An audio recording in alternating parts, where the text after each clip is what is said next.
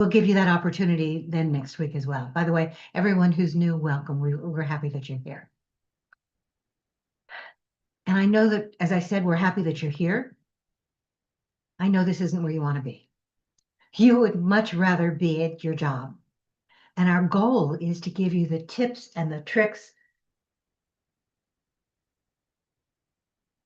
and everything else that you need in order to make this really work for you. We want this to be your networking opportunity. Whoops.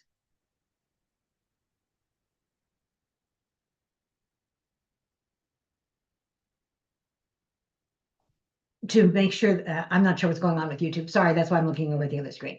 I want to make sure that this really works for you, that you're doing this as a way of getting the goals and the support that you need. And as part of that, let me tell you just slightly a little bit about me.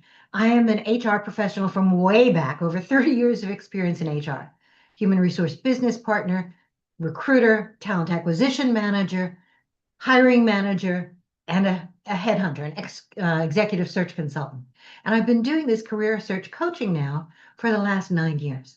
The information that we bring you is based on everything that we've learned, not only in our own lives, the things that we learn from you, because yes, we absolutely learn from you. The things that we learned by doing our research and connecting with our own colleagues and with professional organizations to make sure that the information that we're giving you is not only accurate, but it's up to date. Because we want to make sure that you're getting the information you need to be able to find that next forever job. And yes, next forever job. I don't believe in forever jobs anymore. We've talked about that a lot, but you should always be looking and always be networking. So that's me. I'm going to see whether I can make that YouTube work again in the background, and let Sue introduce herself before we go on to quick wins. Perfect. Thanks, Linda. Yes, I know you don't want to be here, but we're here to support you. Linda says that. And we do learn from you and bring you the learning. In fact, Linda and I had our catch-up call yesterday, and we're talking about taking this forward today and what we're going to do. Because we have a guest speaker, you may recognize in the last few weeks when there's a guest speaker, I don't do a tip, but I have an easy one for you that I hope you'll do because I checked your headshots. And I'm going to tell you how important it is. I was on the street of New Orleans a few weeks ago, and someone recognized me just from my headshot, not from a whole body shot. So enough said. I'm excited about hearing Thomas today. What I'm going to tell you, though, if you haven't been here before, or I didn't say it last time, we now have our own branded color pom-poms just for Lunch and Learn. There is someone else who likes red and blue, but I'm not on a weekly meeting with them. So I'll get off now and celebrate your wins. After I put in the tip, I'll put in my contact info. I know a few of you are new or were just here last week for the first time. And welcome. Thanks, Linda. Thank you, Sue. Thank you very much. So, by the way, if you were here last week and you decided that you wanted to take one of our tips, if you added that idea of that voice recognition, your name recognition on Zoom or on your LinkedIn profile, tell us, add that quickly into the chat.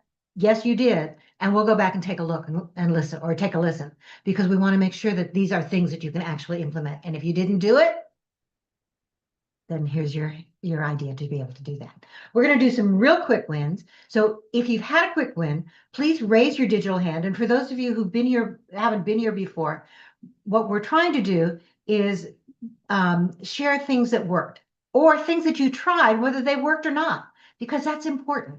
It doesn't so much matter whether or not you got the job, although we love to celebrate those kinds of wins.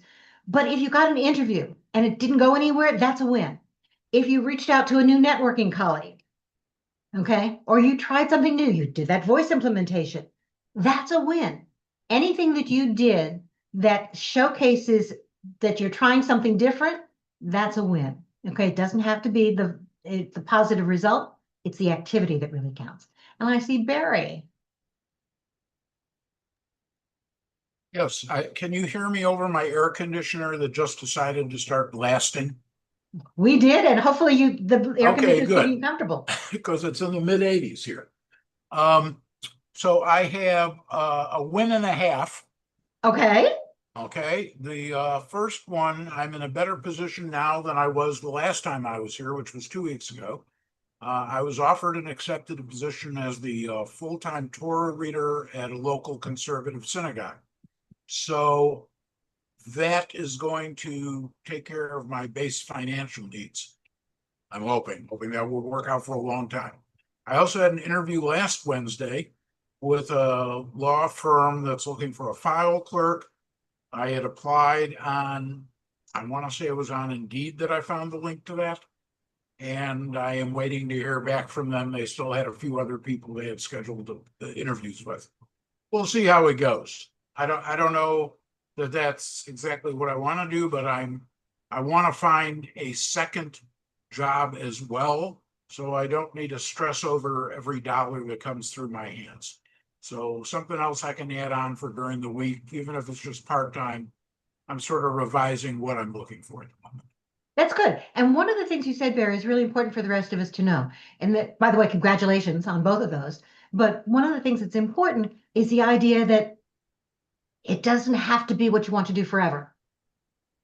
Okay? It's okay to take that transitional job, that job that helps you keep the cash flowing in while you're looking for something new or adding a new skill to your profile. But that's a good thing for all of us to know. So congratulations, Barry. Amy. Hi. So I posted in the group, it's a Slack page called Startup CPG. I don't know if anybody's looking for jobs in consumer product goods, but I responded to a post for a specific job that hopefully I'll hear back about this week. And I also contacted a recruiter through it who thinks that she may have a position. So nothing positive yet, but those definitely wins. And I hope that someone else can find something through it as well.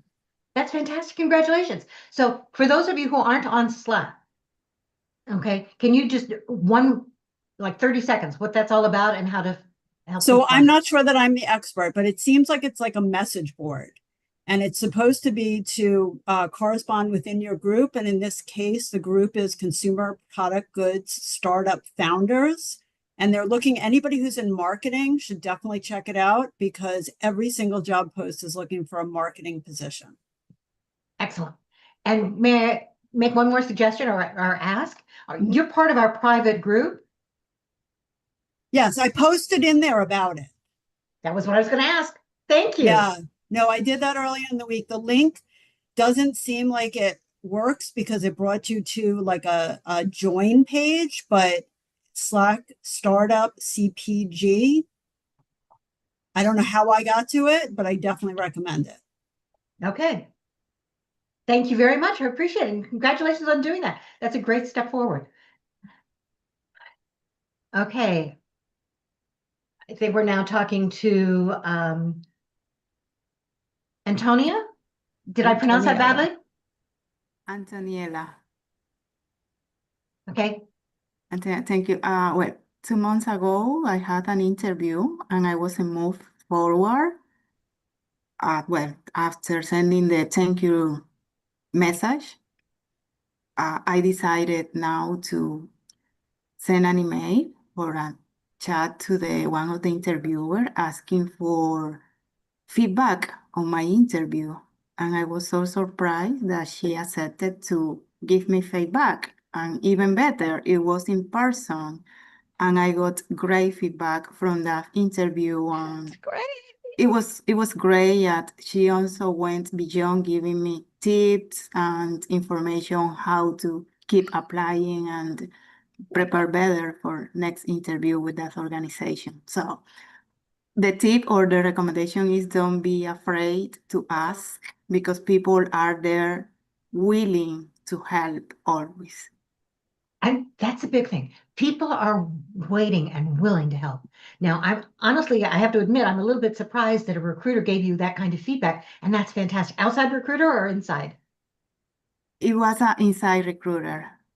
Okay. In the States, that's more difficult for people to do only because of the legal ramifications about why you didn't move forward. But you phrased it well. Okay. You never hurts to ask. And the ask is, I really enjoyed meeting with you. Okay, and I learned a lot about the teams and how my information could do this. Would you be willing to give me some suggestions about how I might better prepare for a role like this in your company or elsewhere next time? That takes the legal ramifications off of them. They're not saying why you didn't move forward here, but it's putting them in the role of the mentor rather than the person who turned you down. Okay. So you asked that question, okay, which was fantastic. Okay, let us know if we can help you to get some of those preparations done. Thank you. Lisa Beth. Hello, everybody. Sorry, I have contacts in, so I'm looking a little different today. Yes. Actually, it's a good thing. So, all of my career, I've been doing the same thing, and I've been talking to a bunch of recruiters. There have been a few positions that have been offered to me. They've not been with benefits, and it has occurred to me as I've been talking to these recruiters as well as some individuals that they've all suggested, why aren't you doing this as a consultant? And while I used to consult, there's pros and cons to consulting, as everybody knows. But I think it's probably the route I'm going to go right now. I have some people who want to partner with me on it, and I'm talking about doing that. And I also was at a hospital the other day and talking to someone who said, you actually should be doing this, and we want to take you to the administrator and have you talk about this. And so, yeah, yeah, it was Northwestern, Linda. So I was happy about that. I'm hoping that this pans out for me. I'm still going to be looking for other things, but I think this is probably the route I'm going to go. Because as much as I love doing it and think it's the right thing to do for free for a lot of purposes, I think I can be doing both at the same time. So I'm hoping that this is the route I'm going to go. It's going to take some time to build this up, but I'm happy about it because I think it's my passion, and I've always felt very strongly that if you turn something that you love into work and it becomes work and you don't like it anymore, that's a problem. But this has always been something I've been doing, and it's never felt like work. And I want it to stay that way and feel good about it. And I think I can still do that. Congratulations. I think that's great. Well, let's hope Okay. it works. Absolutely. Okay, And anybody happy else? anniversary, because you posted it publicly. So Oh, I did post about that. Yes. That was our 44th anniversary. Wow. So, yeah. Boy, things have changed and not changed at the same time. Thank you. Anybody else have a quick win?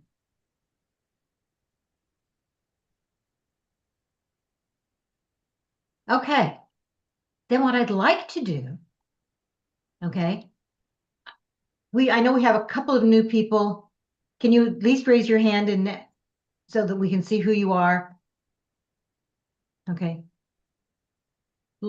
Lisa, can you give us a quick 30-second? You have to unmute. Hello, everyone. Can you hear me now? We can. Awesome. So, I've been in the finance, banking, insurance business, as an executive assistant, bank coordinator, HR. I've done a little bit of everything for the last 35 years. Super energetic, team player, love working with people, love training people. So, my job was eliminated in November, so I've been looking for a job, and it's been tough. It's tough out there. So I've been upskilling. So I've been doing AI, courses, certifications, refresher courses in all the major Microsoft Office presentations, and just making myself aware of what's new, so that I can present myself as an adaptable, intelligent, curious about my.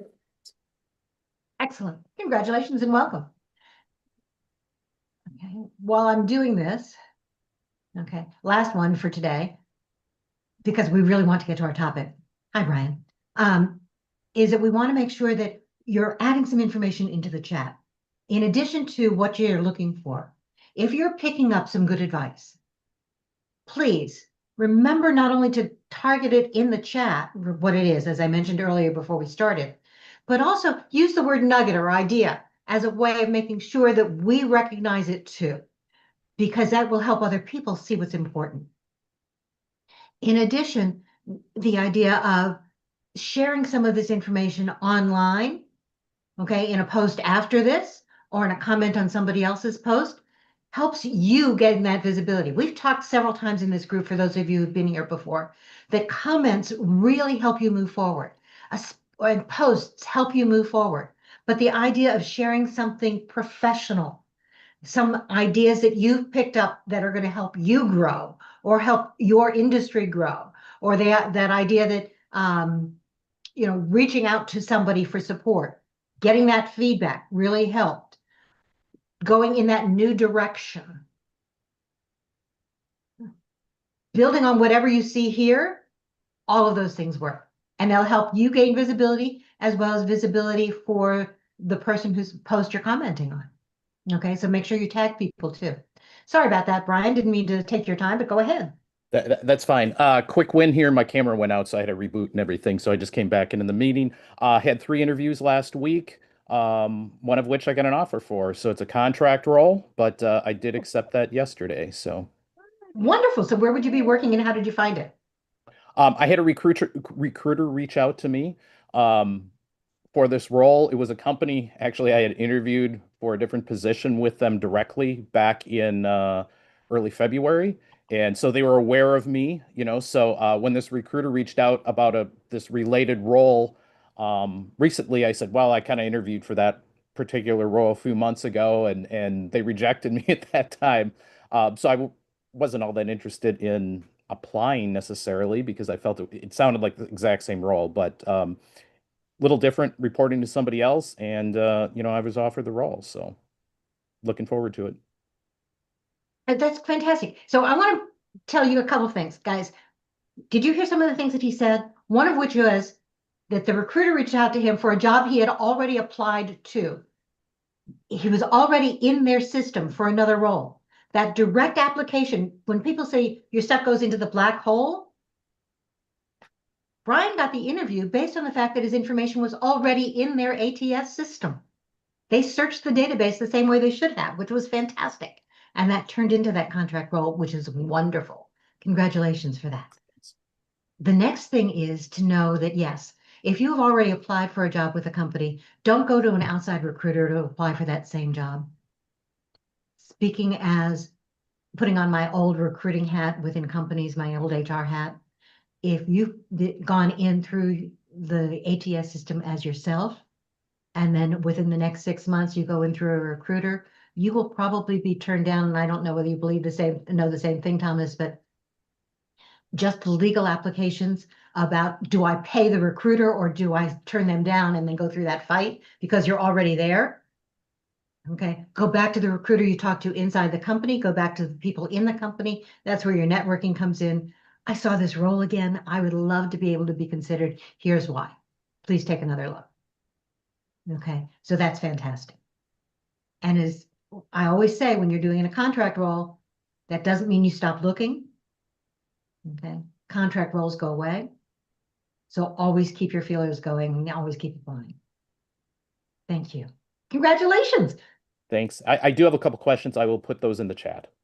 Okay, absolutely. Or DM me up, but we'll make sure that we get them. Sure. Thank you. Thank you. Okay. Anybody else before we go into what's going on here? All right. Then what I'm going to do is bring on our presenter. And Thomas, if you're okay, I'd like to get you to introduce yourself. Sure. And then get going. No, not a problem. Let me just share my screen because I got an introduction. Perfect. Let me share my screen. Hold on. Okay. There we go. Okay, perfect. All right. So a quick introduction about myself. Tom Powner. I was at crossroads in my own career about 16 years ago, working for a company. They loved me. I loved them. I was making really good money. Loved the clients, loved the customers, but the job was killing me physically. And I made a conscious decision to leave all that behind and start Career Thinker. And that was the launch of what I do now. 16 years later, I still love it. Had its challenges like any other type of business, but I'm really happy where I am in my life right now. So I just want to share a little bit of that. But when I started Career Think, I started as a career service company. And shortly after that, my previous network, I had a strong network in my previous industry. A lot of HR departments, a lot of sales reps and directors thought I was doing recruiting. I wasn't. But when you start a business, you go from making X amount of dollars to making nothing. So that's very scary. So I took on recruiting recruiting projects that parlayed into recruiting clients. So at this stage right now, I have 6 career strategists. And I got 4 recruiters in my team. The reason I'm sharing that is because I've been doing this for 16 years. I'm in LinkedIn Recruiter. I'm in the ATS systems. I'm helping clients, get their career marketing campaign up to par. And I know the challenges for both ends. So I know I bring a deeper perspective on what's going on out there. The system's broken. I don't know if it ever is going to be fixed. Things are getting better, then they go back.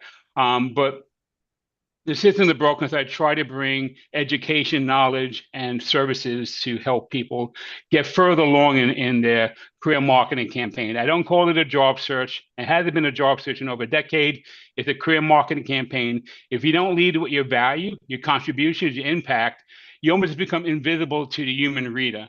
And I do recruiting all the time. So if I look at a resume or LinkedIn that just says nothing on it, no value, I just go on to the next one because guess what? I have another 400 resumes in the database. So I just wanted to introduce myself that way. You can make a career change. I'm proof of that.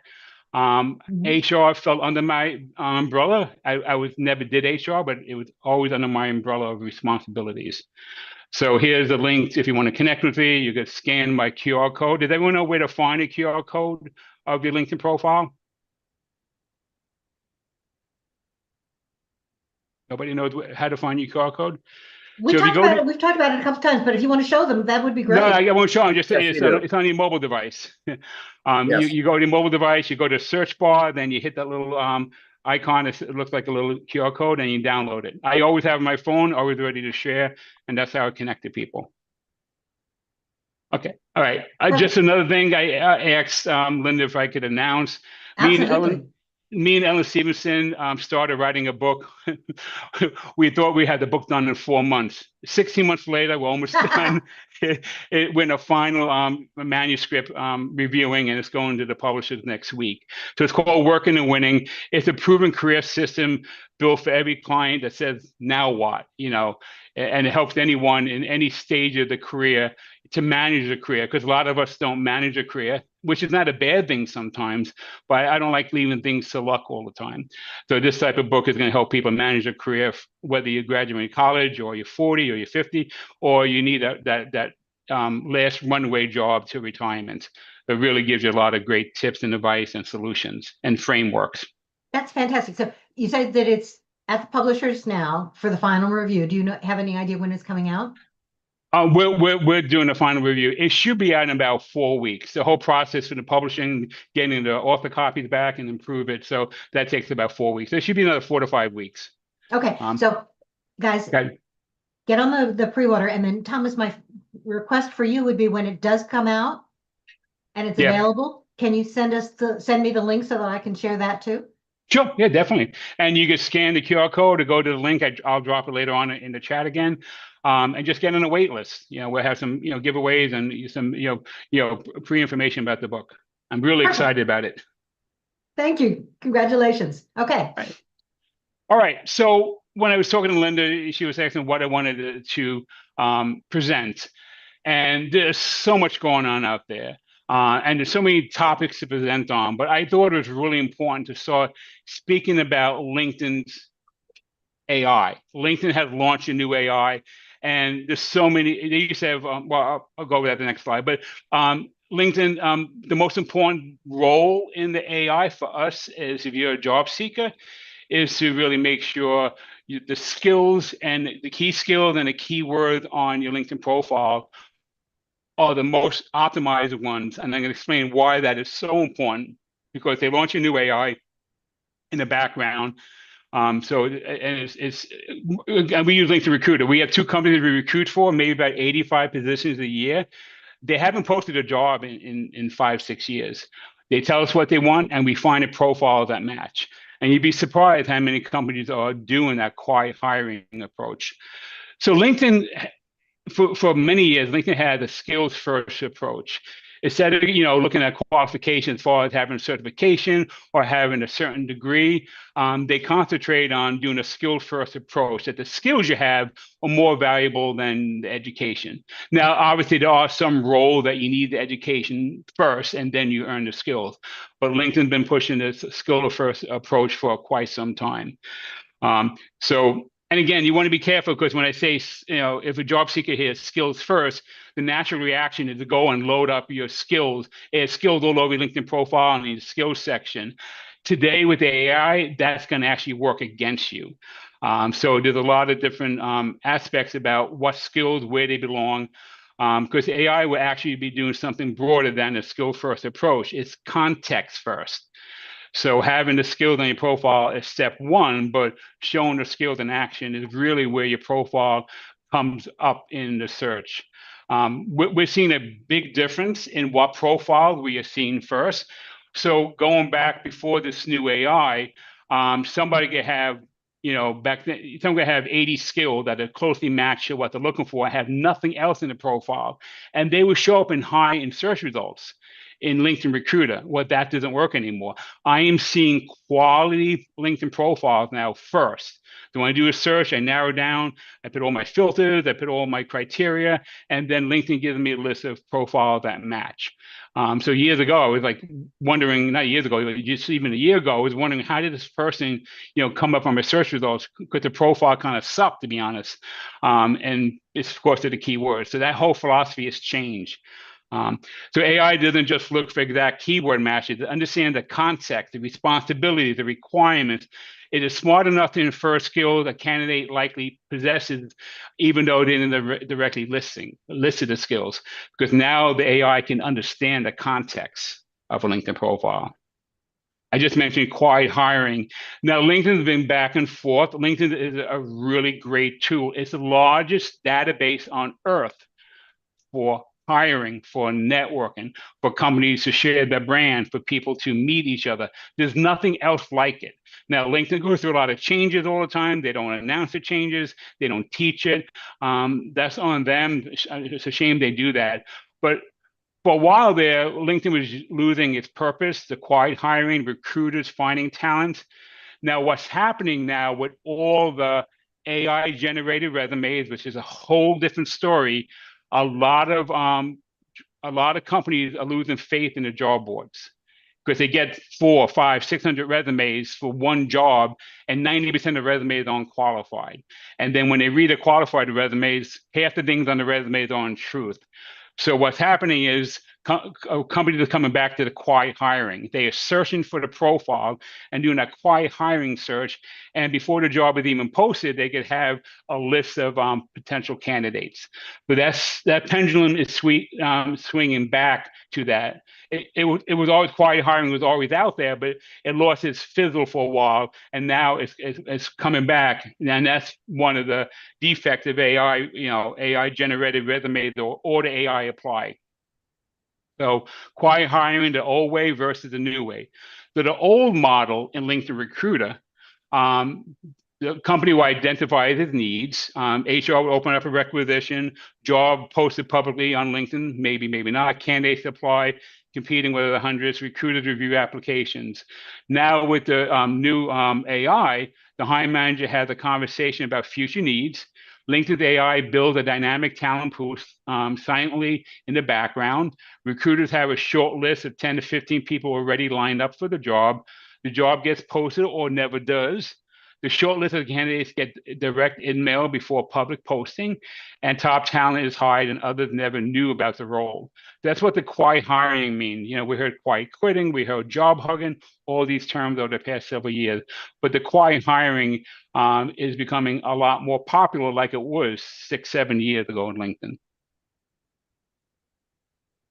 So what is LinkedIn's AI? So the new AI is the new AI brain, and there's so many different terminologies. There's Bruce 360, there's AI recommender, AI. There's so many engineering papers on LinkedIn that some of the terms get muddled. But the process is what I want to show you, how the AI works and what matters in our profile. So LinkedIn deployed updated AI. So it's had 150 billion parameter decoders. So that's all the AI language. But basically, it's one unified AI engine. Before that, LinkedIn job boards were under one funnel, one siloed system. So was the profiles and the articles and the posts and the LinkedIn Learning, LinkedIn Sales. Now, everything was under its own little silo, and nothing was speaking to each other. Now they change all that. It's one unified AI, and it's built by the same architecture that ChatGPT. Well, you know, Microsoft owns, have a big investment in ChatGPT, and Microsoft owns LinkedIn. So you can see the relationship there. So it's really amplifying how LinkedIn Recruiter works. So it reads meaning. It understands natural language and profiles, posts, job descriptions, not just keywords or clicks. Works everywhere. Powers 30 tasks, feeds, jobs, ads, search. Everything's connected under one unified AI, which is pretty amazing because I didn't realize how clunky it was before until I'm seeing the results I get in LinkedIn Recruiter. Infers context, expertise, relevance from text, even for brand new accounts. So when you're building a profile, you get a lot of credit for how you build your profile. And it understands promotions, understands the problems you solve, and not just looking for keywords, they're looking for the context behind those key skills. So Linda, I don't know if anyone has any questions. Oh, they do. My Okay. question for you, I forgot to ask you at the beginning, is do you want the questions now or at the end? No, yeah, I'll stop every so often. Yeah, so any questions that popped up? Okay, so I saw one from Lynn Williams. Lynn, you want to share your question? And yeah, you when you there? had your 360 brew slide up, I heard Right. from Kevin Turner recently that was no more, and then you Right. went on to clarify. So Right. yeah, you answered my question like Okay. 2 seconds after I typed that. Because I teach at LinkedIn course in my industry, and when I taught it, 360 brew was the term they use, and then LinkedIn pulled back that engineering paper that was public, and because the two engineers that worked at LinkedIn no longer work there, so I don't know what it was. They pulled it back. They pulled it back, and they kind of redefined it, but the philosophy didn't change. The function. I'm looking to see whether there's another question. If not, I have one. You're talking about a lot of this while I'm looking through the chat, in terms of being able to use that AI and what people are looking for. I know that your specialty, or one of the things that you talk a lot about, is LinkedIn Recruiter. Do the same tools work for recruiters who are not paying for LinkedIn Recruiter? Well, no. Well, they just using either they use LinkedIn Recruiter Lite, LinkedIn Recruiter Enterprise, and the mid-range LinkedIn Recruiter. That my recruiters, I pay like $25,000 a year to LinkedIn for my 4 recruiters and me to have the mid-range. So if you don't have that, the LinkedIn Recruiter searches for profiles. So if you're not using LinkedIn Recruiter, you're not going to get the sorting and the ranking. So it won't that work was my question. effectively. Yeah. Because we've heard, and I know that in all the years that I was a recruiter, I never paid for LinkedIn Recruiter. And our understanding from LinkedIn is that less than a third of the recruiters on LinkedIn are actually paying for it. So while the tips are great, and I love them, my question is, can people who are not paying for LinkedIn Recruiter use some of the same tools to find people too? No, it is a tool in itself. It's AI. And what I'm trying to show here is how do we create the profile that gets found on LinkedIn Recruiter? So I'm at this stage with my presentation here. People don't use LinkedIn Recruiter won't have access to how LinkedIn will find a profile. And I don't know where that number, 1/3 of recruiters on LinkedIn, 1/3 of recruiters on LinkedIn don't use LinkedIn Recruiter. So I don't know. There could be a small boutique company that only has 50 people. They probably won't pay for LinkedIn Right. Recruiter. So- So this is how a profile gets found. Understood. So, but what I want everybody to understand is even if the recruiters don't have LinkedIn Recruiter, they may not be able to have the full panel of everything that Thomas is talking about now. Okay, but they're still going to be using some of those same criteria. So everything he's teaching you, everything he's teaching us is important regardless of how people are trying to find you. It's a Right. really useful tool. And also when we talk about having the right keywords in the right places with the right context, it improves who LinkedIn is going to recommend you connect with. It's going to improve when you make a post. It's going to take all that context from the post and use that as part of building your fingerprint. So it matters more than just recruiting. But I just wanted to teach how we could get our profiles found and to the top of the search. So if you get found and you're number 86 out of 120, you might not get looked at. So that's Perfect. the whole theory of this. So how AI finds a profile, it's called the retrieval layer. Conversational search, intent-based matching, why keyword stuffing alone is insufficient, and how the system reads context, not just terms. So that's called the explicit skills section versus the implicit experience and about. So the explicit signals are what you directly tell LinkedIn. So when you go to the skills section and when you go to enter a skill, you always want to choose a skill from the database. That's called LinkedIn skill taxonomy. Those are layered skills in the database, and they start connecting to a web of other skills behind the scenes. That's an explicit skill. I had this skill. You typed it in. You're being honest. And if you have 100 skills, you're saying I have these 100 skills. LinkedIn system receives a clear confirmed data point and files into the taxonomy. It feeds the filter layer directly, meaning a recruiter using a skills filter in LinkedIn Recruiter can find that person using that term. And what's happening now in LinkedIn Recruiter and even in Sales Navigator, the whole thing is changing how our search results come back. So it's a deliberate declaration. LinkedIn takes it at face value. Implicit signals are what LinkedIn's AI concludes from reading the profile text. It reads your headline, it reads your about section, it reads your career experience, it reads your project section. So when a client writes an experience section, led cross-functional teams to deliver $4 million infrastructure project on time and under budget, they never type the words project management. They don't have project management anywhere in their LinkedIn profile, but because they have these other secondary skills, it's called skill ontology, LinkedIn will refer they know project manager based on that bullet point or based on that language. So LinkedIn AI reads that language, recognizes the pattern, and infers the skills. It extracts from the context. So you might not have project manager on your LinkedIn profile, but the way you wrote the story and the career experience is LinkedIn is going to infer that you probably had the skill and you probably can do a job if the recruiter is looking for a project manager. So AI ranking model. So LinkedIn runs a large AI ranking model that sits underneath the entire platform.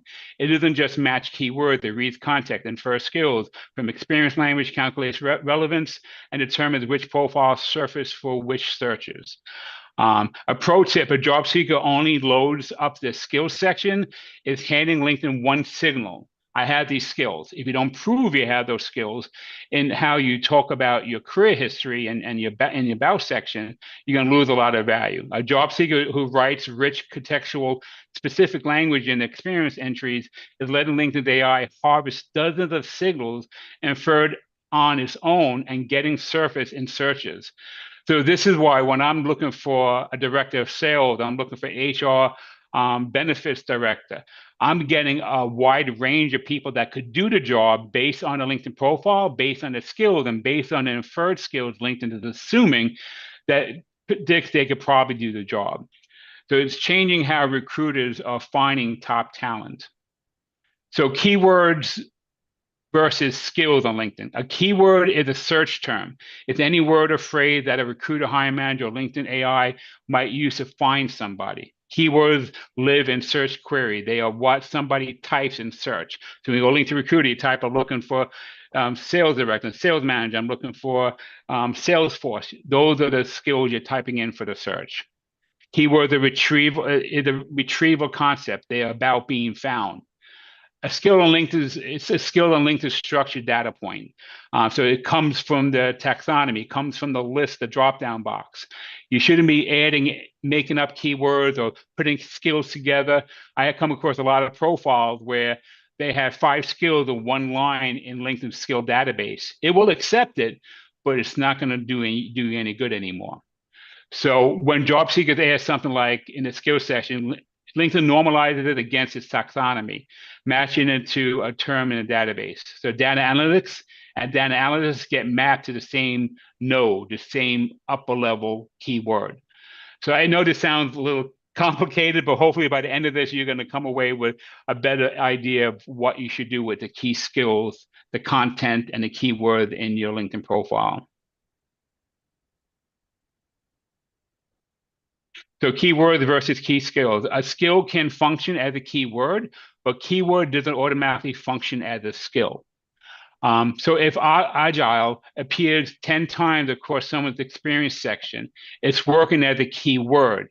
The AI is reading it and it's inferring its relevance, but it doesn't carry that same filter layer weights. Agile is sitting in the skills section. So the skills section are the top skills that's in the database that you own, that you need for the next role. Any of those skills that you don't need for your next role, and I see this all the time. Someone who used to be a salesperson now they're in HR, and half the skills in their LinkedIn profile are based on the sales career, the sales job they had. Just make sure that the keywords are relevant. Otherwise, you're going to get found less. So skills without keyword are orphan data points. So if you have a skill that you enter into the skill section, but there's no keywords, it becomes an orphan data point. So if you say you're a sales leader and you have nothing about sales leadership in your career experience or about section, it's just going to rate lower. The keywords without skills are invisible filters. The job seeker who consistently found are the ones who both layer and firing together. So this is not a keyword suffering, it's a signal to the architecture how LinkedIn looks at a profile. So I'll give you some examples here. So on the left-hand column, we have a keyword. That's a search term. So number 1, led cross-functional teams to deliver expertise software on time. The skill taxonomy, what they had in the skill section, what they entered was project management. So what the distinction matters, the experience language triggered implicit inference, the skills entry level to the recruiter filter director. So directly, I don't know, I got to reread that, hold on. The experience language triggers implicit inference. The skills entry feeds a recruiter filter directly. So it's gonna take project management and yeah, I got to reread that. I'm sorry, I lost track. Some of this is still new to me too. Let's go to number 2, reduce customer churn by 22% through journey mapping. They have customer success in the taxonomy node that's in the skill section. So churn reduction language signal the skill contextually. The taxonomy entry confirms it's a filtered layer. So you have customer success and you have reduced customer churn. Those are connected in the back end. So it's gonna give customer success a higher rating because you proved you could do it, even though you didn't put the customer success in the bullet point. So we need to look at our profile and see what type of stories we're looking at, what type of stories we're telling, because there are a lot of profiles that the career experience is blank. And just keyword stuffing the skill section is not going to work anymore in getting found. And again, even recruiters, when I'm recruiting, if I go to a career experience section that's blank, there's nothing in the about section, well, that profile is not showcasing to me why they're the solution for the jobs I'm hiring for. Any questions, Linda? You know, I'm throwing a lot of terms out there. So I'm seeing, I think we answered Kim's question. So Kim wanted to know if you can see a little bit about what all those listing of keyword terms were, or skills terms were. And I think that Sue and I managed to answer that one. Okay. Kim, did that work for you? Yeah, I know that's in the drop down. I was hoping for a real database, which I No. know that LinkedIn would probably not let anybody see because it's proprietary, I'm sure. Yep. And the other question is if you had like project manager and you wrote like, especially when you have a skill there, you've had there for a while and you've had all the endorsements and recommend. And you might have said project manager, but now you might have said project manager parentheses PM. You've just killed your link to that node, right? Well, if you have a keyword that's not in a database and you force it into the skills section, which is very easy to do, you just hit enter. That keyword in the database where you forced in is not connected to the web of other skills that go along with that. So it's just kind of a wasted space. Right. Because I'm just looking at, it doesn't have like some of the things that I have a background. So when I see that it's not there, and I'm like, oh, they don't have all this information in my particular industry. And I'm like, okay. But then you have to try to find other keyword that, and again, if you have the rest of the skill taxonomy, if all the skills in the database you listed as the top skill you need for the job, and then you have quality content in your LinkedIn profile, all those inferred skills that you didn't list, it's going to assume you have that. It's going to assume you're able to do the other jobs that you might not be targeting. Yeah, I might just have to get rid of it and re-add it brand new and cross my fingers, especially with the top skill. So, if you have a skill that has endorsements, now that endorsements were dormant for so long, I think about 4 months ago, they announced that the endorsements are going to start counting, but they're very low impact on where you show up in search results until they get endorsements aligned. Because I used to have keyword that had 90 endorsements, and I go look at it now, there's only 30. So I think they're trying to clean out. I don't know how to do that. They're trying to clean out the endorsements because a lot of them are just phony. So they're not a real trigger point. Okay, thank you. And so one other question, I'm sorry, is sure. Sales Navigator and whether or not it's important for individuals to pay for premium in order to really be found. No, you don't need to pay for premium to be found if you're a job seeker. But most people don't realize the 18 different benefits you get from a Sales Navigator. So it's like having a Peloton bike in the back corner. If you don't know how to use it or you don't use it, it's a waste of money. I'm always a believer that if you buy a year in advance, it comes out to $19.99 a month. But I feel it's worth it if you know how to use it. But is Sales Navigator primarily used for businesses or job seekers? You could basically use it for it's basically for business as a sales to get sales leads and stuff. But you can use it as a abbreviated version of a recruiter, but it doesn't work as well. So you have two different systems that have two main purposes, but they could both adapt to the other one. But then the pricing comes into play there too. Yep. Excuse me. Somebody's got their themselves unmuted, and I'm hearing a lot of background noise. It was Kate. It was Katie. Sorry about that. So I just wanted to add to my question. Just the question on premium is there's two levels. My understanding is one was 70, and my question also relates to if you're in sales and marketing, do you really need to have that to be found and higher up in the rankings? Add what? So Katie, are you asking, I'm sorry, with all the background noise, it's hard to hear you. So the question was, if you are in sales, do you as a job seeker need to have Sales Navigator? The answer is no. Oh, no. Sales Navigator is where you want to target other people to buy your products or services. Or use it as a lead source to source out leads and keep track of communications. No, if you're in sales, you don't need Sales Navigator to get found for a sales job. Definitely not. No. Yeah. It's a business tool, not a job seeker tool. Yeah, definitely. So job seeker career first level, right now when you go buy a year in advance, it's $39.99 a month. And if you buy a year in advance, it goes down to $29.99 a month. So you have to look at the value of that investment. I think it brings a lot of value, and I train people on it all the time. So I view it as a skill, though. It's a skill, right? You can use sales as one of your skills, but you do not need to pay for Sales Navigator as a job seeker. I believe you, Linda. I don't believe LinkedIn, but that's okay. Yeah. No, it's true. It's true. And again, if a lot of companies want you to know how to use Sales Navigator as part of the sales job, that's a different topic, but you don't need it to get found. You don't. No. So skill taxonomy. A skill taxonomy is LinkedIn's organized classification system. It's a structured hierarchy list of groups into categories and subcategories. Think of it as a master catalog, approved skill labels that LinkedIn recognizes, normalizes, uses to match profiles to job searches. So at the bottom, I had taxonomy, the library catalog. The ontology is the web, meaning between the books, if you're in a library. So example, Python sits under programming languages. That's under software development, and that's under technology.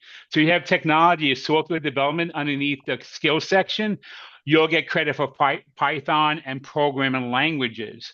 Doesn't mean you're qualified for it, but it's going to infer it, even though you don't have it in your LinkedIn. And that also depends on the quality of the context in your LinkedIn profile.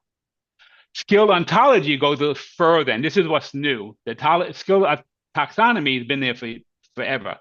The skill ontology goes further. It maps our relationships among skills, showing how skills connect to each other, job titles, industries, inferred competencies. So it's an intelligence layer that lets LinkedIn conclude that someone with financial modeling likely also knows Excel and is also relevant to finance planning and analysts. Roles. So it's going to help people get found more often, especially if you've got a few main keywords. As long as everything else is up there, you're gonna get found more often.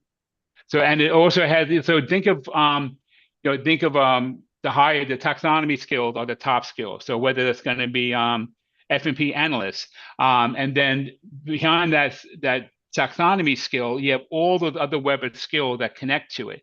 So it's going to connect you to Excel, then Excel is going to be connected to Microsoft Office. So it's going to it's going to infer a lot of skills and help you get found for things you probably can do. No guarantee, but then the quality of your context also helps. So the old way of ranking, relevance to LinkedIn. In the past, LinkedIn operated heavily on a skill taxonomy model, which meant recruiters used a complex Boolean search string to find exact keyword matches.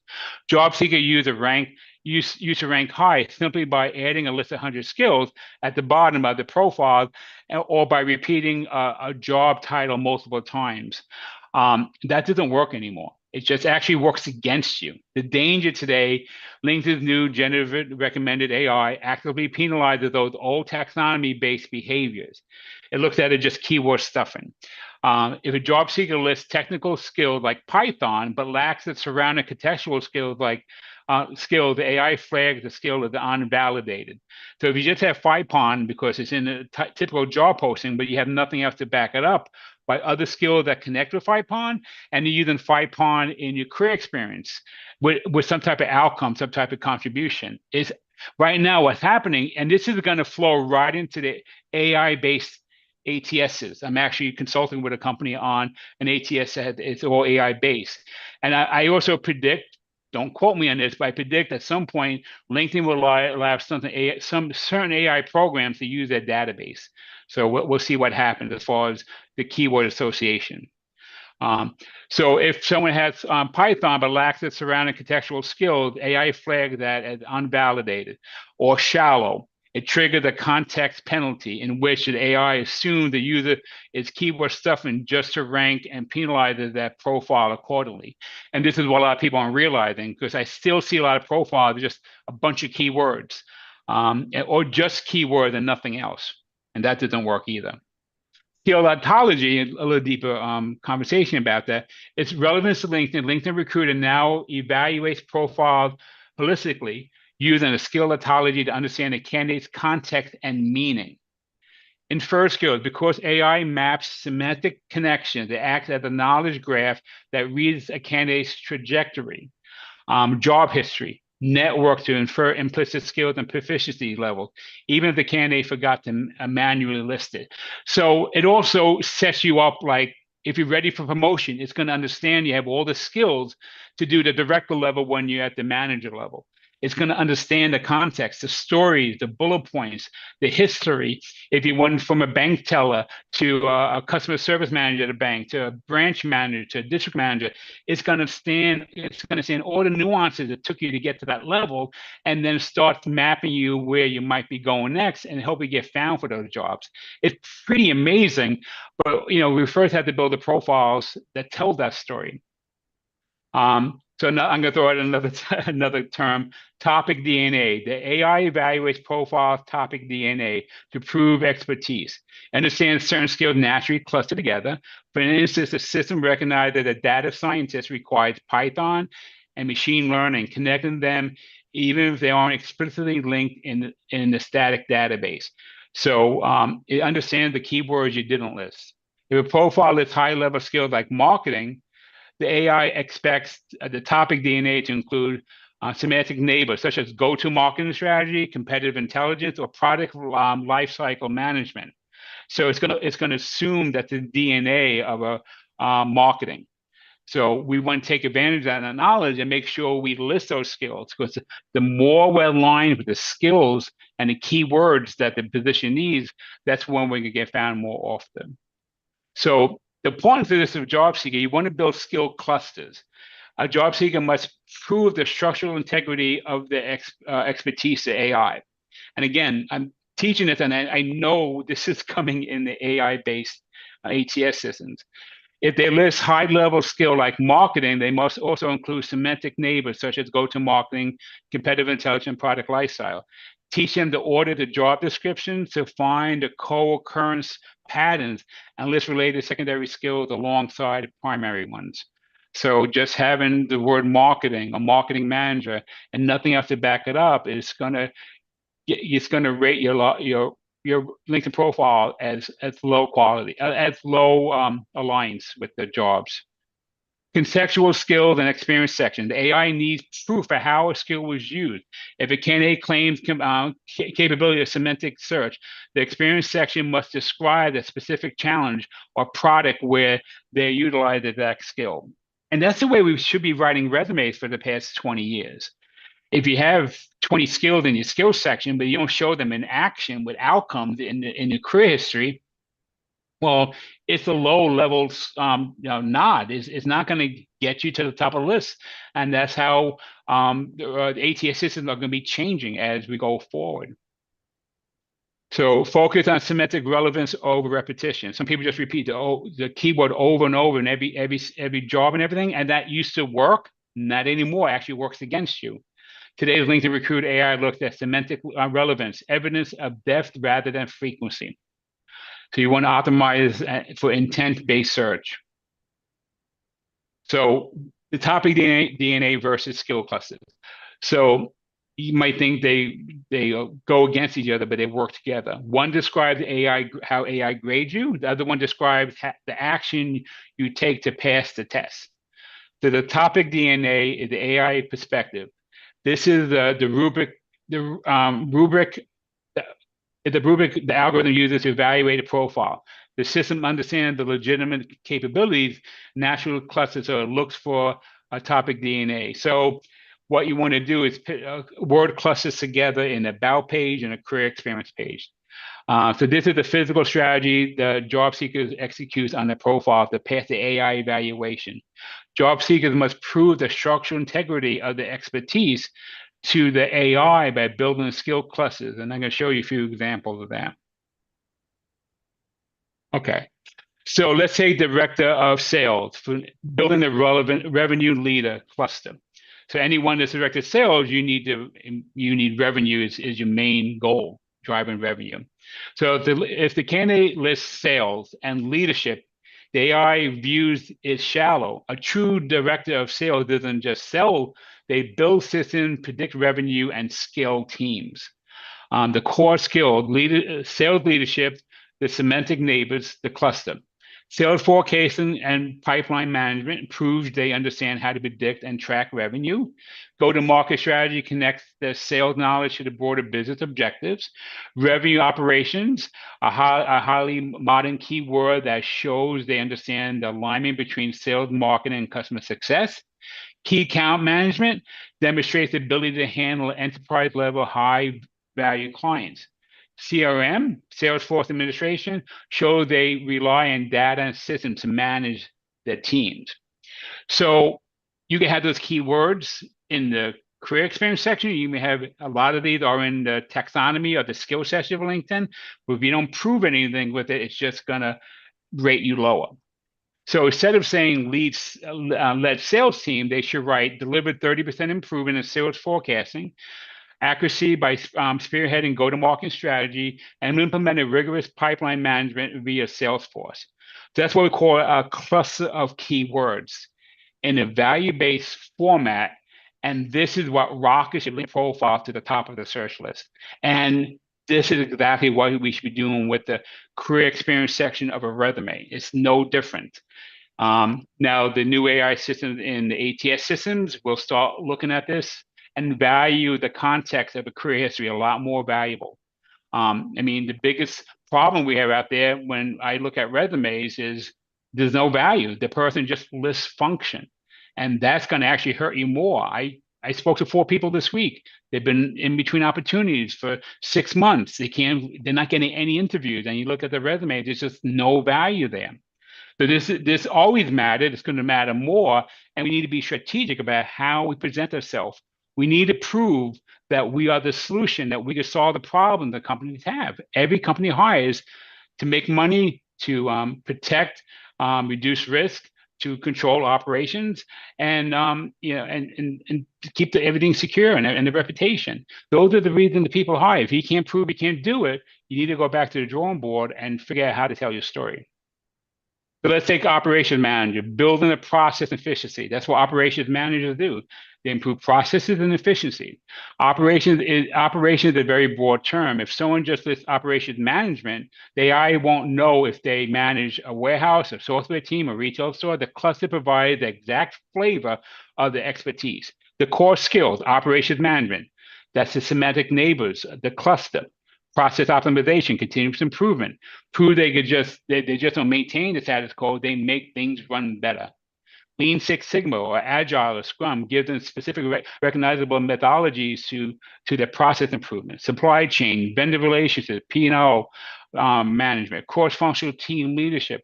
All this proved they could do the operations job. So those are just key words. But instead of writing manage daily operations, which I see all the time, which means nothing to me as a recruiter, means nothing. They should write reduce operational costs by 15%. If you don't have the number, okay, they just say reduce operational costs by. But if you have a KPI, let's use it. Reduce operational costs by 50% by utilizing Lean Six Sigma methodologies to drive continuous improvement. Of course, the facility optimizing vendor relationships and maintaining a strict P&L management goals. That cluster is so powerful.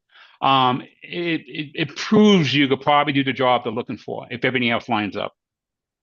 So these are just different ways to, look at how you write about your career history. Let me just, you have time to show a couple profiles? Yes. Okay. Oops. Now, these profiles need help because of the new AI, but these are profiles I wrote last year, the year before. So James Avellino.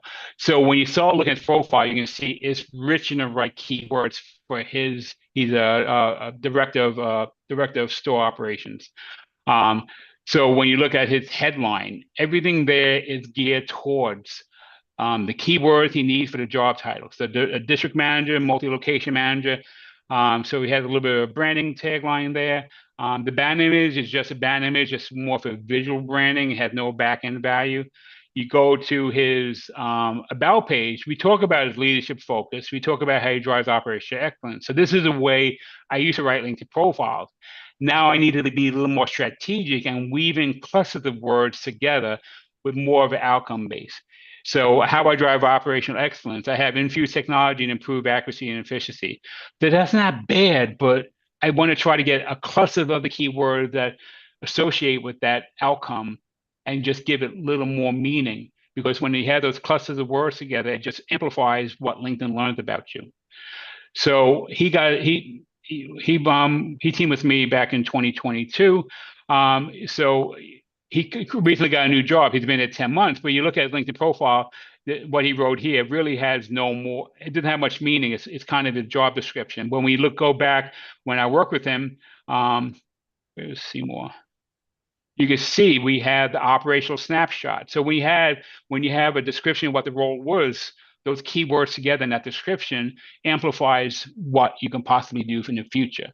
And then when you have the bullet points need to have some type of outcome contribution. Now, this is what I wrote several years ago. Now I would take a different strategy. I would try to get more clusters of words together in a bullet point. Maybe reduce the bullet points, but have more clustered words together that all lead to an outcome. Because then it's going to understand you successfully use all those tools and philosophies to earn something. So that's just a better way of, presenting yourself. So even as Scott Davis here, same thing. We have a snapshot and all that content matters, and there's a cluster of words in there. Service issues, credit accruals, expenses, and so there's all those clusters of words there. But now when you look at the sales contributions, what I used to do in the past, everything is a front-loaded value-based bullet point. But I need to rework my strategy and get more clusters of skills and tools in successful bullet points. And that's going to just pump up who gets to the top of the list and who gets found. And then even in the skills section, make sure the right skills are in the skills section. That's extremely relevant. So when you look at LinkedIn skill database, I said this earlier, you always want to choose the words from the drop-down arrow. So you want to go out, and if you have a certain type of job target, look at 15 job postings, start seeing the similarities in them. You can actually use AI to say, look at these. Don't upload your resume unless you don't care about privacy. If you do, you can upload your job posting. But just upload job posting and just ask, give me the top LinkedIn skill taxonomy skills from these 5 job postings, and you'll get a way to start looking at what it looks at skill taxonomy. So it's just a way to make our profiles more powerful in the world of AI. And actually, when you think about it, that's what human beings want to read in your career history. They want to see you have the skills and want to see the skills in action with an outcome. That's exactly what recruiters want to read. Otherwise, you're just throwing back a job posting at me. So Recruiter AI translates jobs into standard skills. Even your job title, you want to choose a job title from the drop-down box. So every job title linked to the database is about 6,500. They all have a set of skills that travel that job title. So when you put a compound job title, you add 3 job titles to one line. LinkedIn doesn't know what job title is the main one, and it might point to a different skill than a lower job title, which might devalue your profile a little bit. I was trying to be sensitive at the time, but I threw a lot at you. But I just wanted what I wanted you to take away is the skills and the key skills and keywords on your LinkedIn profile matter more than ever. And listing them is half the battle. If you don't put them in context, how you use them to be successful, that means you probably weren't successful. Doesn't mean you weren't. You probably just didn't tell me the story. And if your career history it doesn't look successful in the eyes of AI, well, you just get pushed down low in the list. It actually becomes that simple. Even a human being that's reading 15 resumes, what do you think they're looking for? They're looking for value. They're looking for people that can solve the problems, that can lead teams, that have critical thinking. That's what they're looking for at almost any level. They have leadership. So that's what we want to start wrapping our heads around. How are we telling our career story? And it doesn't matter if we have one life, one career. It doesn't matter if you have 10 jobs. Every job you have, you don't start your career over. Everything you learn, or the success stories, build that history of who you are. I was speaking to a potential client earlier, and she took off the 2 jobs where she started at the bank teller, and then her next job was a bank.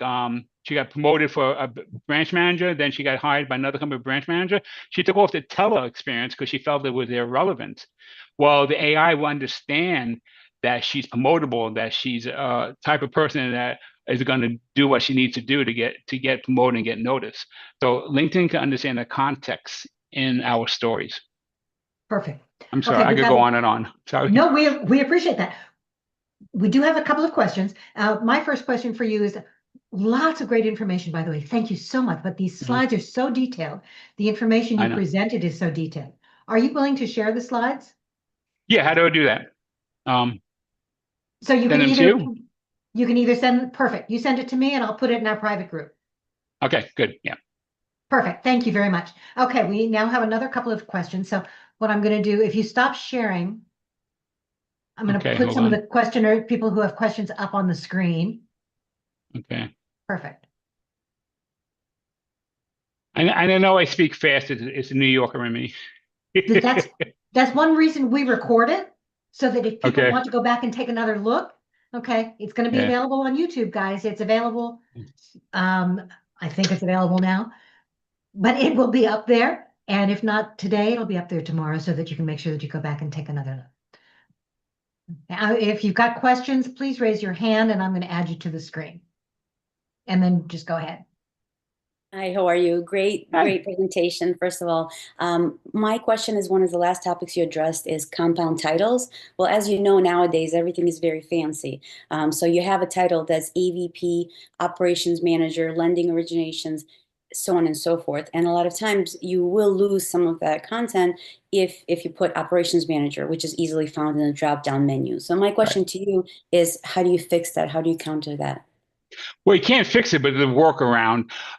You could actually add all three job titles together, but you're not gonna get found.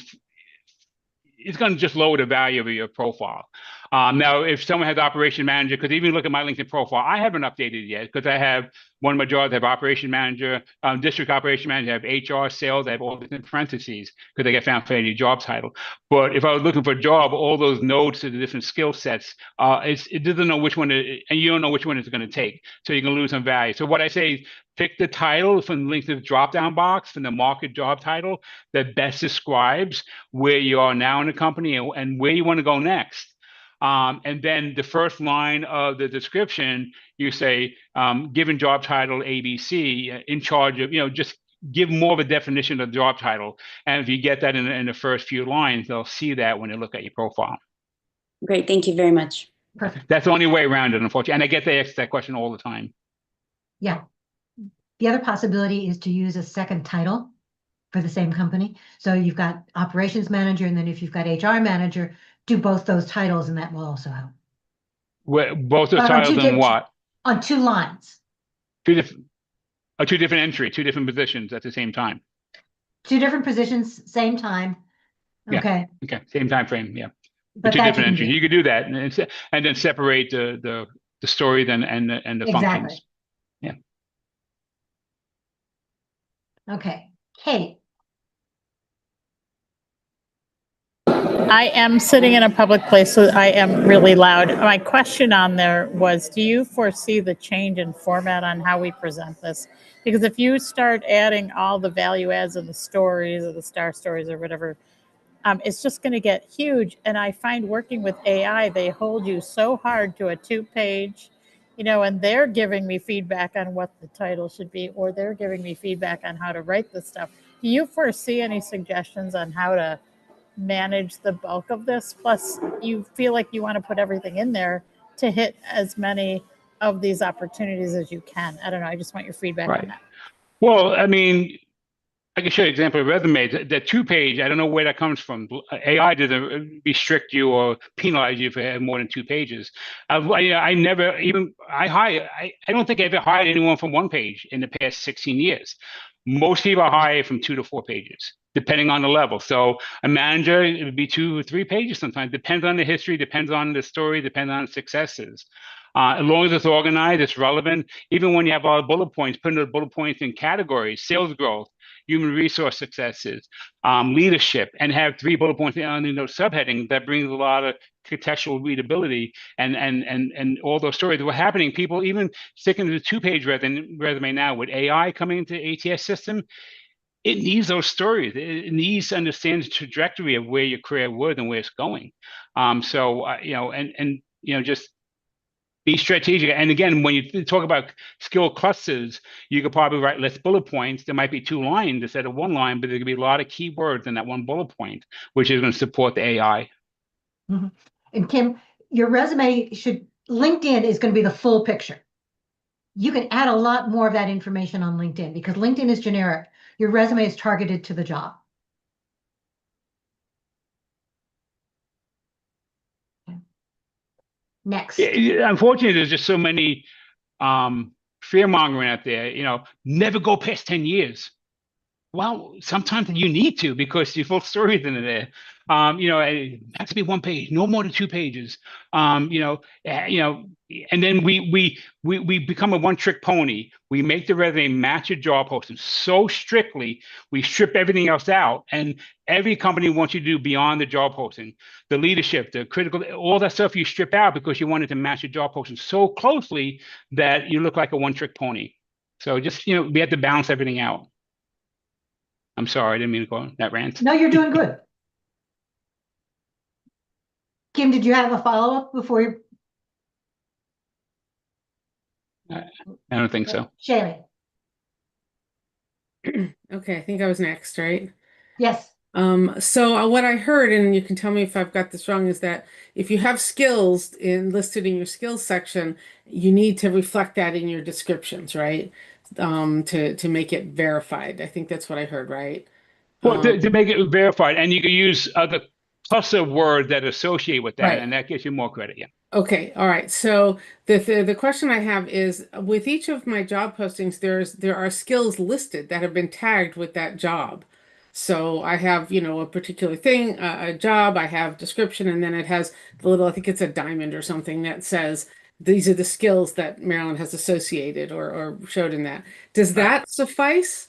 I mean, does that do anything? Well, we seeing that in the AI comparison in LinkedIn? No, just when I look at my profile, it's got my description, and then it has a little diamond, and it lists all the skills that I've associated with that position. You can manually add them. You add them from your skills section? Yeah. Those are useless. They're just there for visual appeal. LinkedIn even recommends you adding 5. Take the 5 top skills from your skills section, add this job. It's just for visual. They count once in the skills section. I see this all the time. It becomes white noise. A recruiter goes to your recruiting profile looks totally different. And then when you see all those skills, it just becomes white noise. So LinkedIn suggests pick the 5. I say 5 to 6, 7, 8 around there, no more than 8. Of this top skills and just highlight them in that section. Otherwise, it doesn't do any good. But in the description, you need to have it in the description in order for a recruiter to identify it, not in the selected lists. That's what I'm hearing. Right. The selected list lives and dies in the skills section. Yeah. Okay. Got it. Thank you. Perfect. Barry. Are there any skills that will poison your profile? As an example, when I first started with this group last year, on the bottom of my resume, the people looked at where I showed what my technical skills were, I had in WordPerfect. And I had that because I practiced law for 30 years. That was the program I used for 30 years. In using that program, I learned how to develop templates for word processing, to create macros for word processing. But everybody chuckled that I had WordPerfect and said that's useless to put in because nobody uses it anymore. So that's sort of my example. It's maybe coming at this from the other direction. I think that's more of a human bias because like AS400, the old IBM computer language, workhorse, dinosaur, never dies, still being used in a lot of companies. But I think it becomes more of a visual human bias. The ATS system doesn't penalize you. So on LinkedIn, if you have taken up 10 slots with old skills that are on job posting anymore, you just lose an opportunity to replace them with more relevant skills. So there's not a poison, but the human bias is going to be, that's where the poison comes in. No recruiter goes to your LinkedIn profile and looks at 100 skills. If you don't have the right skills and the right context, I probably wouldn't be seeing your profile to begin with. On a paper resume, when you have a list of 5 old skills that kind of ages you, that's where the trouble comes in. Because when you're talking about matching the ontology to the taxonomy, for the ontology, where I use these skills, it would have been related to that. And if I don't have that, I mean, I can generally just put it under my experience as having been an attorney, but it sort of creates a false image, I think. Well, not for LinkedIn AI. In the resume, the human being reading it might just be put off by it. You don't get penalized for it. But if it's not in the database and it's not being used anymore, then I would say take advantage of those other skills that you learned from using WordPerfect and highlight those. Thank you. Perfect. Okay. Lisa Beth. Hi, this may sound like a silly question. I'm not a tech person, but I'm in the nonprofit world, and it's nonprofit one word, nonprofit two words, nonprofit hyphen. When you're doing something like that, and there are several other words that are like that, how do you know which one to choose and which one to pick? Because like in my skill section, I have both, and people pick and choose which one. How do you know which is the right one? Well, when you choose, we're talking about choosing from the skill list that drop down. From a skills list or anywhere where you're putting it, if you're talking about AI trying to find it, because depending on who you are, let's say in the industry, or if you're AI, I don't know which one they like. Well, the AI is going to be smart enough to understand they're both the same word, and that's unique today with AI. In LinkedIn skills section, if both of them are available, just pick the one that's more commonly used in your environment, and you'll be safe. It's going to connect those two. Those two will be on the same level, and they're most likely, I can't guarantee, because the ontology is always changing. LinkedIn won't share that with us because it's constantly changing depending on job posting, depending on the market. So it's constantly changing. But nonprofit and non-dash profit will have the same ontology skills attached to it. So I wouldn't be too concerned about it. Okay, Define thank it. you. And then look at the even the job title, the nonprofit management, and you see how it's spelled. Just choose that one then as which nonprofit to use. Yeah, it depends on who it is. Every single person spells it differently. So there's, unfortunately, I have no standard. Right. Okay, thank you. No, but if it's in a database as something to choose, then use that one. If they're both there, then just make the decision based on what you know. Okay, and thanks. I wouldn't worry about it too much. Yeah. Okay, Joey, excuse me. Hi, everybody. I have a question about LinkedIn Learning. So I do a lot of LinkedIn Learning training courses, and when you do that, you inherit whatever skill it is associated with the title of the course, and it gets automatically applied to your skilled section. Now, when you look at some of these things, these titles that you inherit, like for instance, process improvement versus business process improvement. And when you look it up, we learned few weeks ago, we learned about a tool called Google Trends. Mm-hmm. And you can look up keywords in there to just pinpoint what recruiters and hiring managers are actually searching for.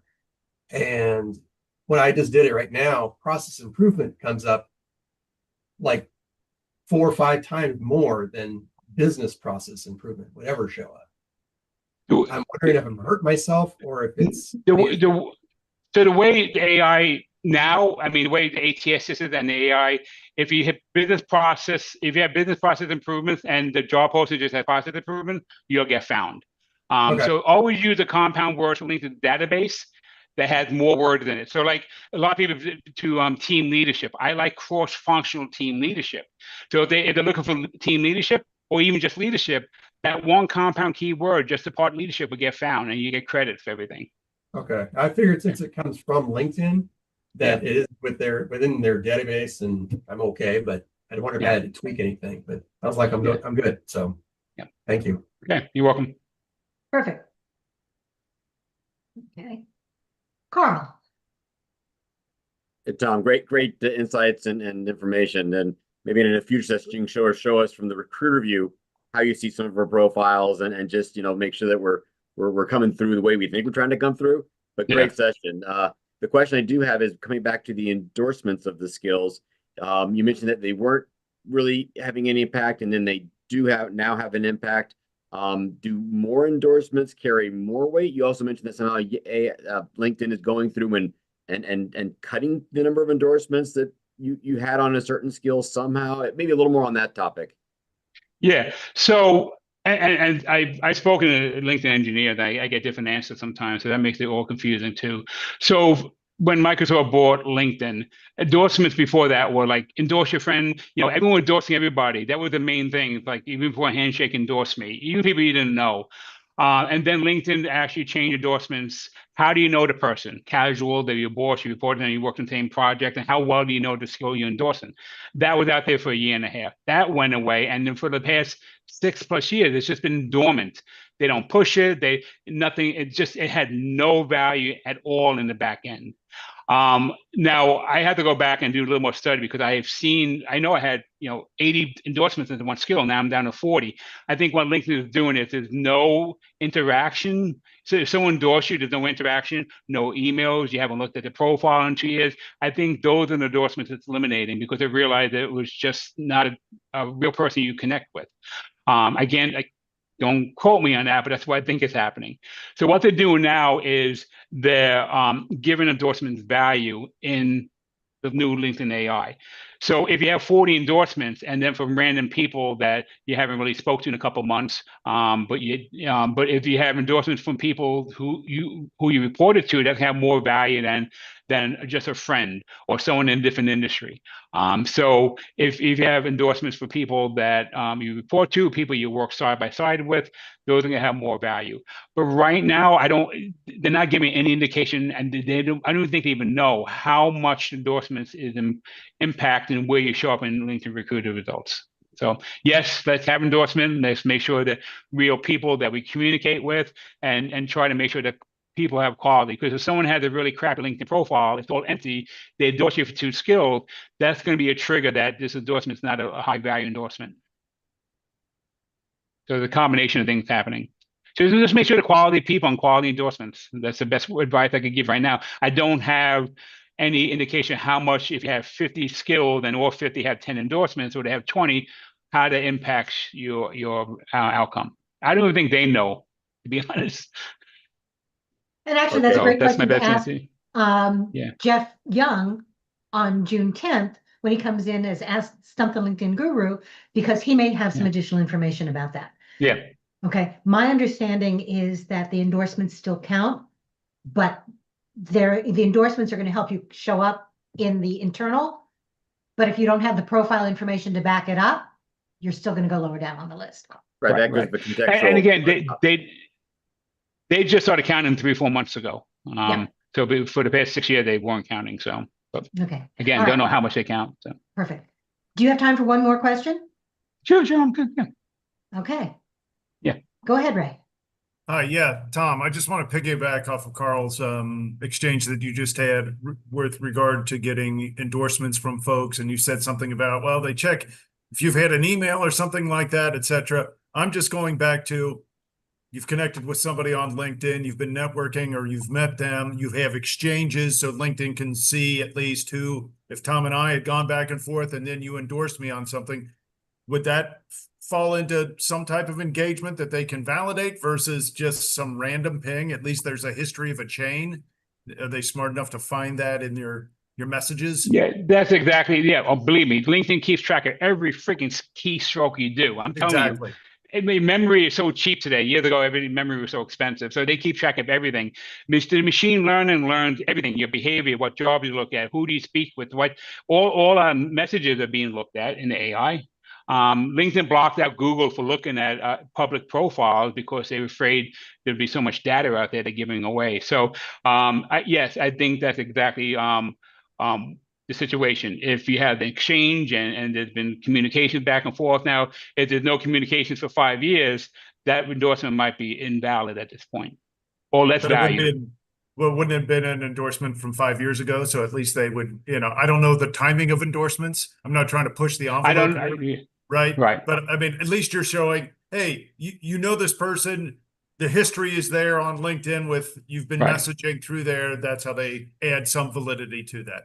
So, all right, thank you. That was my question. I just don't know how much. Yeah, that's the problem. I just don't know how much validity, and then when did it become a less valuable of an endorsement? 5 years, 10 years, or yes, Recency exactly. always Actually, carries weight, just like in CRM. Actually, I've been learning that LinkedIn's machine learning really looks at the past 90 days of your activity. the jobs. So if a post says a minute to read and you had that post open for a minute and a half, you get credit for reading all that. If a video has 2 minutes and you had the video watching for 2 minutes, you get credit for all the context in that video. So it keeps track of everything. So at some point, they're cutting things off. Very good. Thank you. This has been such a fantastic session. Thank you so much. You're welcome. So much great information. And thank you for staying later to be able to answer all of these questions. We really No appreciate problem. All right, later on, I'll send you the slide deck. Perfect. And then would you please add your information again into the chat so that everybody knows how to get a hold of you? Okay, give me a second. Come on.